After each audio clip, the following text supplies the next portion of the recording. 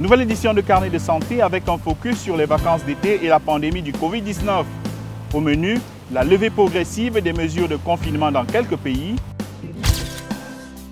Des Kenyans nous diront ce qu'ils pensent des vacances d'été cette année 2020. Nous verrons ici aux États-Unis comment les Américains abordent cette période délicate. Nous écouterons les recommandations d'un spécialiste. Et nous vous amènerons au Soudan où l'horticulture est utilisée pour gérer le stress du confinement. Les détails dans cette édition de Carnet de santé.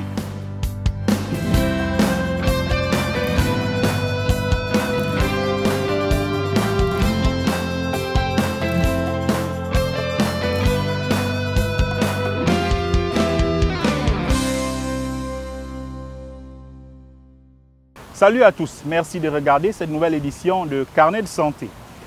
Depuis le mois de mai, plusieurs pays ont amorcé la phase de déconfinement. Prudemment, en faisant parfois volte-face ici ou là, les gouvernements lèvent progressivement les mesures de restriction mises en place pour contenir la propagation du nouveau coronavirus. Un processus de déconfinement qui passe par la réouverture des frontières, la reprise des vols, les restaurants, bars, hôtels, plages et autres sites touristiques recommencent aussi à s'animer, ce qui coïncide avec le début de l'été, période de haute activité touristique et un moment habituellement choisi pour les vacances ici et ailleurs. Malgré le déconfinement, sinon à cause du déconfinement, les cas positifs ne cessent d'augmenter et la psychose autour du Covid-19 demeure, de quoi décourager de potentiels touristes et vacanciers. Regardez ces avis recueillis à Mombasa, au Kenya. Personnellement, je ne me sens pas en sécurité pour voyager pour plusieurs raisons. L'une étant que la communauté ou le public n'a pas du tout accepté l'existence de la pandémie et adhéré aux règles qui ont été données par le ministère de la Santé. Par exemple, quand j'ai essayé récemment de me rendre à Nairobi, la façon dont je voyais les gens se comporter, il n'y avait pas de désinfectant pour les mains à l'entrée des espaces publics. Les gens ne portent pas de masque dans les transports publics. Et certaines personnes n'étaient pas très prudentes avec les mesures de distance physique. Donc même quand j'ai essayé de l'appliquer, si les gens autour de moi ne le font pas, je ne fais pas grand-chose. Aussi, lorsque nous voyagions tout au long du trajet jusqu'à Nairobi, nous avons traversé différentes villes qui gèrent cette maladie de manière indifférente. Il y a des endroits où les gens ne considèrent même pas qu'elle existe.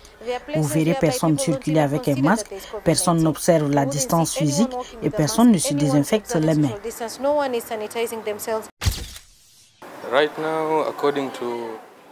En ce moment, selon les statistiques qui proviennent du ministère de la Santé, je ne pense pas que ce soit sûr de voyager, jusqu'à ce que nous voyions les chiffres baisser.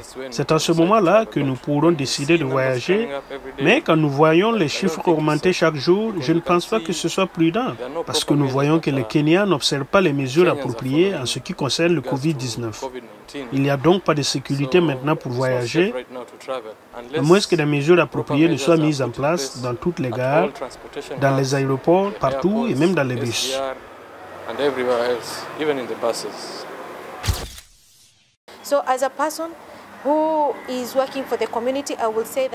En tant que personne qui travaille pour la communauté, je dirais que ce n'est pas très prudent. Il n'est pas du tout prudent de voyager et cela ne concerne pas seulement le transport routier. Combien de personnes respectent les règles lorsqu'elles voyagent? Ont-elles une sorte de certificat pour confirmer leur statut négatif ou positif? Parce que parfois, vous ne présentez pas de signes alors que vous êtes malade et vous utilisez les mêmes toilettes. Donc, ce sont des choses que vous devez considérer avant même de dire que nous sommes censés rouvrir les transports pendant cette pandémie de Covid-19.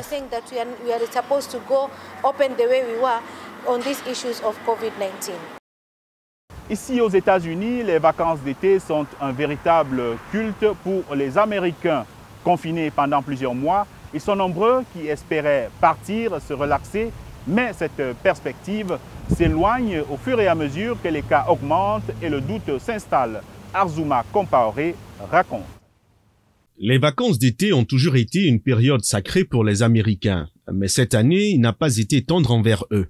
Alors que des dizaines d'acheteurs portent des masques faciaux dans des endroits comme Beverly Hills en Californie, Au centre médical Oak Bend de Houston, au Texas, cette salle d'urgence est pleine à craquer, obligeant les agents de santé en première ligne de la lutte contre le Covid-19 à déplacer les lits dans les couloirs. Au moment où mon nombre normal de patients arrive, j'ai déjà d'autres patients qui doivent attendre ici. C'est donc le défi auquel mes infirmières font face. Les autorités des villes telles que San Antonio et Corpus Christi au Texas commandent des camions congélateurs et des remorques pour les corps des victimes alors qu'elles se préparent au pire. Dans tout le pays, les Américains annulent des voyages soit en raison de la situation sanitaire locale, soit parce que les hôtels et autres établissements prennent des mesures pour faire face au Covid d'une manière qui rend le voyage moins intéressant. La semaine dernière, lors d'une interview sur Facebook avec le PDG Mark Zuckerberg, Anthony Fauci, le directeur de l'Institut national des allergies et des maladies infectieuses, a déclaré que ce que nous avons vu étaient des clips vidéo de personnes dans des bars se rassemblant sans masque, ne restant pas à distance en pleine foule. Et c'est ce que je vois au moins comme une partie de l'explication de la raison pour laquelle nous avons vu ces flambées. Désormais, le port du masque déclenche des batailles politiques et juridiques alors que les cas de coronavirus montent en flèche. Dans le sud, le gouverneur de la Géorgie a intenté une action en justice contre le maire d'Atlanta et le conseil municipal, cherchant à bloquer un mandat exigeant que tout résident de cette grande ville porte un masque en public. Je suis convaincu que les Géorgiens n'ont pas besoin de mandat pour faire ce qu'il faut. Le mandat du port du masque du maire Bottoms ne peut pas être appliqué, mais sa décision de fermer les entreprises et de saper la croissance économique est dévastatrice. Franchement, c'est très simple. Porter un masque aide à arrêter la propagation de ce virus et nous continuerons donc à faire tout ce que nous pouvons pour nous assurer que les gens sont en sécurité. Les batailles politiques et juridiques continuent, d'autant que 2020 est une année électorale aux États-Unis. Pendant ce temps, des foules de baigneurs, pour la plupart sans masque facial, continuent d'affluer sur les plages de la Virginie et d'autres États américains. La fin de l'été, c'est bientôt, disent-ils.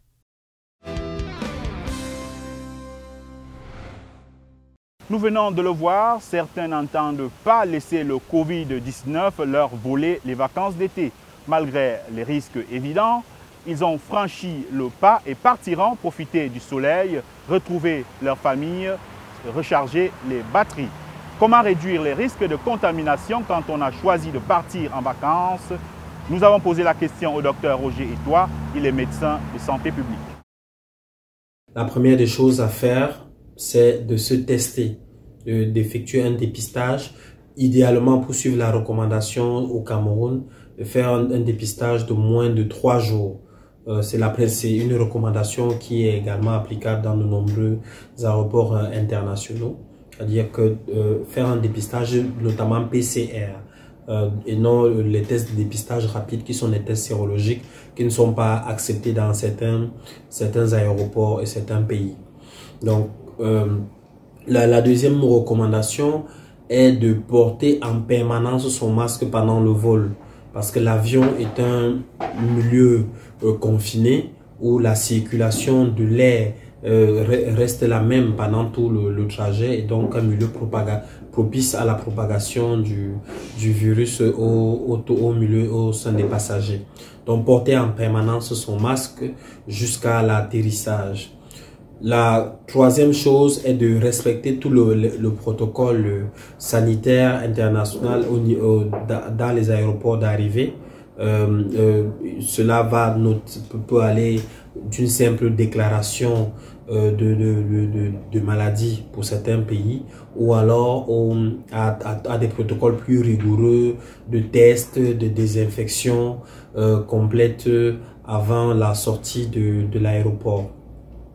La quatrième chose est évidemment de respecter un certain nombre de mesures de distanciation à l'arrivée. Je sais que la tendance est très grande après une longue séparation de faire des accolades, des embrassades avec les membres de famille qu'on n'a pas vus depuis longtemps. Mais c'est une erreur. Il faut respecter ces mesures de distanciation. Pandémie oblige, ils seront compréhensifs en sachant qu'il faut limiter les contacts physiques. C'est dans la plupart des cas, c'est dans le milieu familial que se déroulent souvent les premières contaminations qui aboutissent à des clusters, c'est-à-dire à des foyers épidémiques de plus de 3 personnes.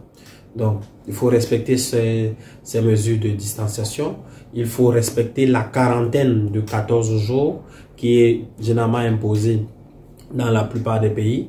Avant de sortir de son domicile, il faut respecter, il faut faire 14 jours et au besoin se faire dépister régulièrement tous les 14 ou un mois pendant tout le séjour au pays d'accueil. Eux, ils n'iront pas en vacances d'été, mais pour combattre le stress et l'ennui, des Soudanais se sont tournés vers le jardinage. Ils partagent leurs idées sur l'horticulture sur un groupe Facebook qui a dépassé les 350 000 abonnés, soit 7 fois plus qu'avant le début de la pandémie. Reportage à Khartoum de Naba Mohidine, le récit est d'Abdourahmane Dia. Alamine Diafar est un ingénieur en technologie de l'information à Khartoum, mais il a trouvé sa passion dans l'agriculture.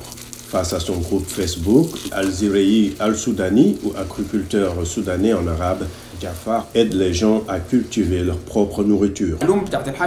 Les informations sur l'agriculture devraient être disponibles gratuitement pour aider les gens à jardiner à la maison. Sans information, les gens ne sauront pas jardiner de manière efficace et rentable. Les gens s'y intéressent de plus en plus et cultivent pour réduire les frais de consommation. Lorsqu'ils ne sont pas informés, ils préfèrent acheter sur le marché malgré les problèmes des produits non biologiques.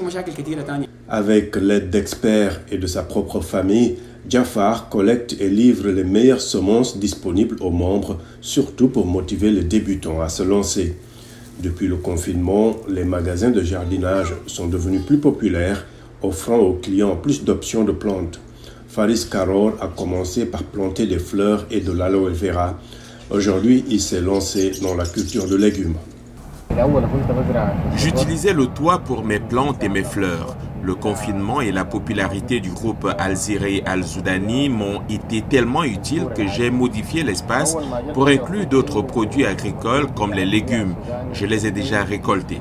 Cette nouvelle tendance agricole aide les populations à faire face aux effets liés à la pandémie.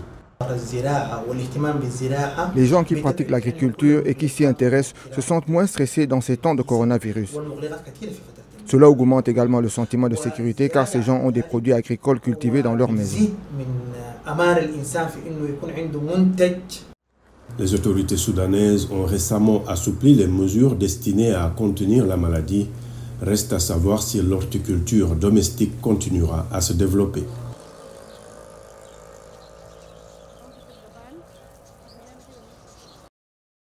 Alors que nous nous acheminons vers la fin de ce programme, je vous invite à découvrir cette innovation qui nous vient de l'Ouganda. Dixon Ngirani, un innovateur ougandais, a inventé un bouclier en plastique qui permet de limiter le contact entre les conducteurs de mototaxi et leurs passagers. Un moyen donc de réduire les risques de transmission du Covid-19 et aussi d'autres maladies. Une idée qui pourrait être exploitée dans de nombreux pays africains, tant il est vrai que l'usage de la moto comme moyen de transport public est très répandu sur le continent.